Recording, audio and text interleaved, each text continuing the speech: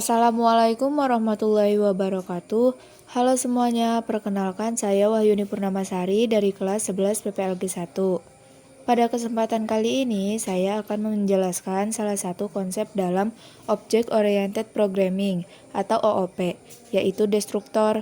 Saya juga akan memberikan contoh sederhana menggunakan studi kasus data siswa agar lebih mudah dipahami.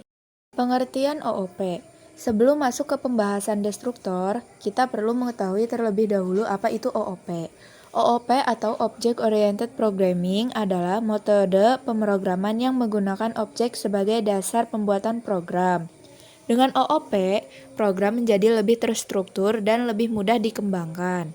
Di dalam OOP terdapat beberapa konsep penting seperti kelas, objek, konstruktor, destruktor, encapsulation, inheritance, dan polymorphism.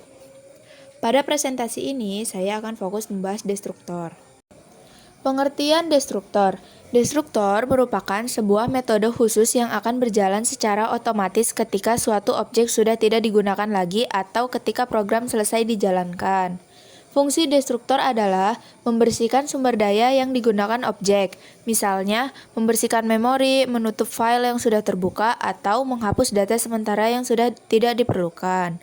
Jadi, destruktor membantu program agar tetap rapi dan tidak menggunakan sumber daya secara berlebihan.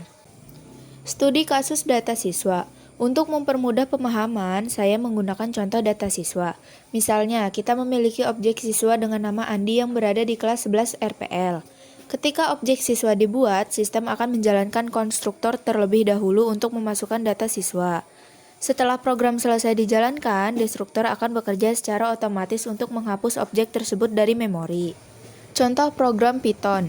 Pada slide ini terdapat contoh program sederhana menggunakan Python. Kita membuat sebuah kelas bernama siswa.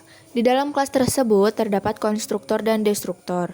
Saat objek siswa dibuat dengan nama Andi, konstruktor akan menampilkan pesan bahwa objek berhasil dibuat. Kemudian, ketika program selesai, destruktor akan menampilkan pesan bahwa objek telah dihapus. Penjelasan program. Jika diperhatikan, terdapat dua metode penting pada program ini. Metode pertama adalah init atau konstruktor. Metode ini dijalankan saat objek pertama kali dibuat dan digunakan untuk memberikan nilai awal pada objek. Metode kedua adalah del atau destruktor. Metode ini dijalankan ketika objek sudah tidak digunakan lagi dan akan membersihkan objek tersebut dari memori. Jika bisa dikatakan bahwa konstruktor bertugas membuat objek, sedangkan destruktor bertugas menghapus objek. Output program. Output yang dihasilkan terdiri dari dua baris. Baris pertama menunjukkan objek Andi berhasil dibuat. Pesan ini muncul karena konstruktor dijalankan.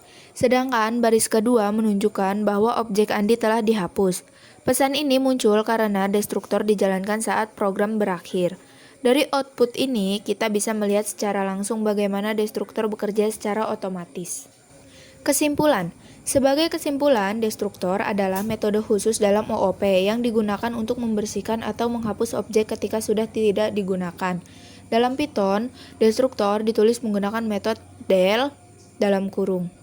Meskipun sering bekerja di belakang layar, destruktor memiliki peran penting karena membantu mengelola memori dan sumber daya program agar lebih efisien.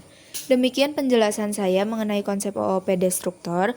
Terima kasih atas perhatian teman-teman semua.